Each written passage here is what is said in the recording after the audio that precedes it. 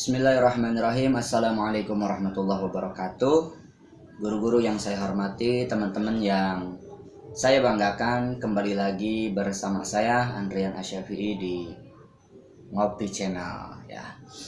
Ada satu pertanyaan yang masuk ya di pagi hari ini dari seorang ibu rumah tangga. Katanya, bagaimana sih cara mencuci pakaian di mesin cuci sesuai dengan aturan fikih?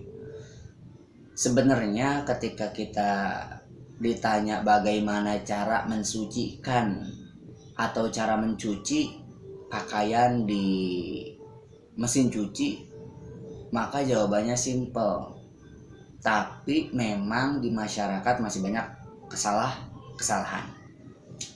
Yang pertama, ketika kita mencuci pakaian, maka harus kita bedakan dulu mana pakaian yang terkena najis atau mutanajis, mana pakaian yang tidak terkena najis atau ghairu mutanajis, tidak terkena najis.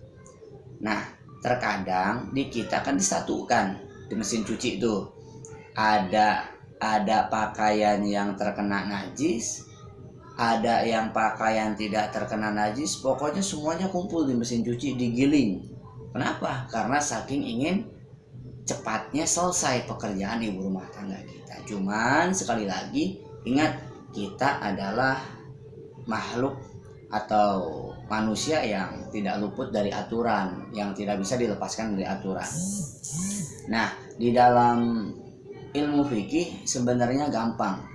Ketika kita mencuci pakaian, selain kita memperhatikan daripada jenis-jenis pakaian itu sendiri, maka kita pun harus mengetahui macam-macam air. Nah, ketika kita berbicara tentang pensucian daripada baju atau pakaian, ya, maka air secara umumnya saja kita bagi menjadi dua dalam kitab mazhab Imam Syafi'i. Ada ma'ul katsir, ya, ada ma'ul qalil, ada air yang banyak, ada air yang sedikit. Nah, apa air yang banyak dan apa air yang sedikit? Air yang banyak itu adalah air yang mencapai 2 kulah. Apa itu 2 kulah? 2 kulah itu 216 liter kurang lebih dalam mazhab Imam Syafi'i.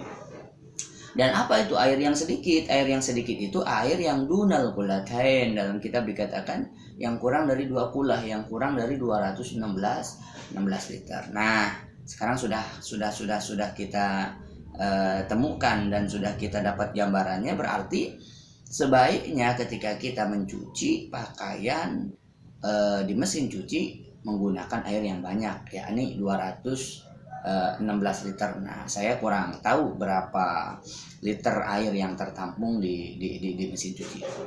Oke.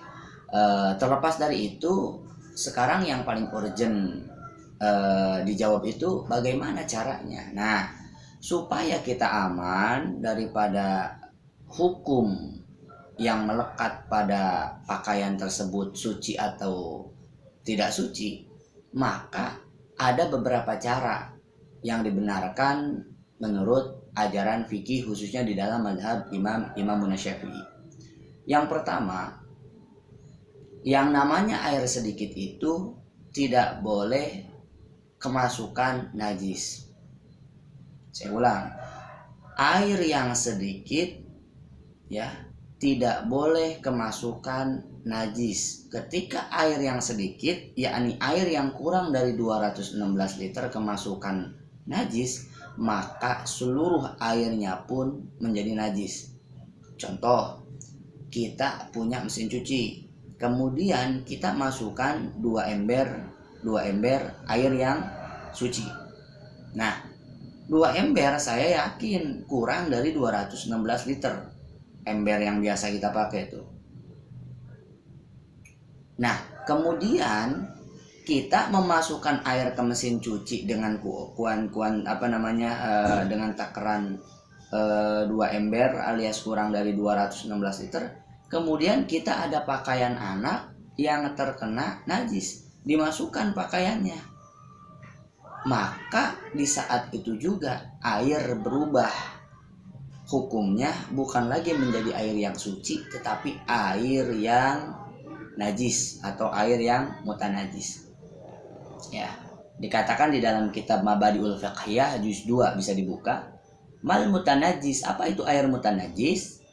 Huwa yaitu al-ma'ul ghalil, air yang sedikit, alladzi waqa'at yang jatuh fihi di dalamnya opo najasah najis tuh.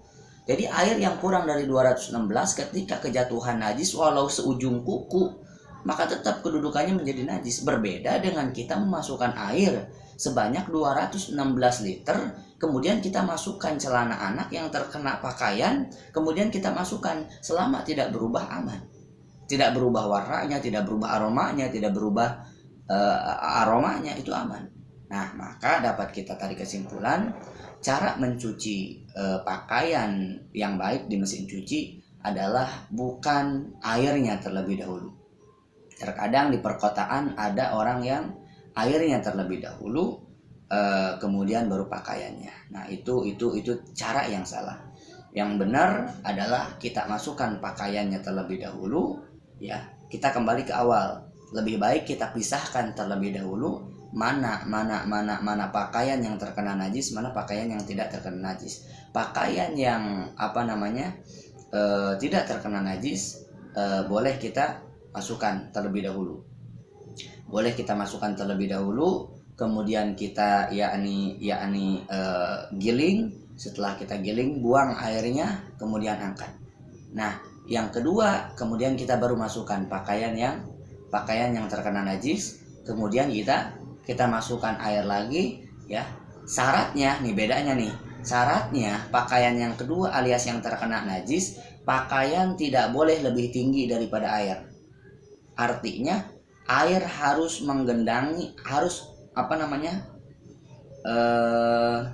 menutupi daripada menggenangi daripada pakaian, harus menutupi daripada pakaian.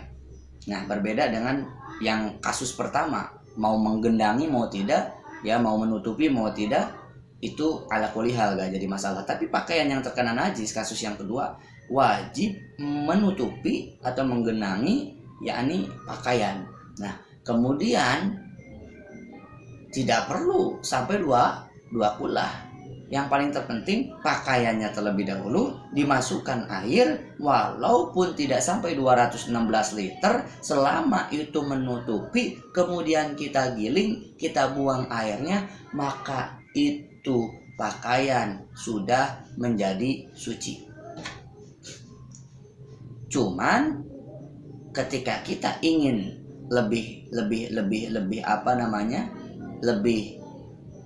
nyaman lagi ketika nanti dipakainya, tentunya kita kadang-kadang setelah membuang kita bilas lagi. Timbul lagi pertanyaan, apakah membilasnya harus di air yang mengalir? Saya jawab tidak, karena kedudukan si pakaiannya sudah disucikan di mesin cuci. Mari berdiskusi dengan akal pikiran yang baik dan sehat. Sekian, terima kasih. Wassalamualaikum warahmatullahi wabarakatuh.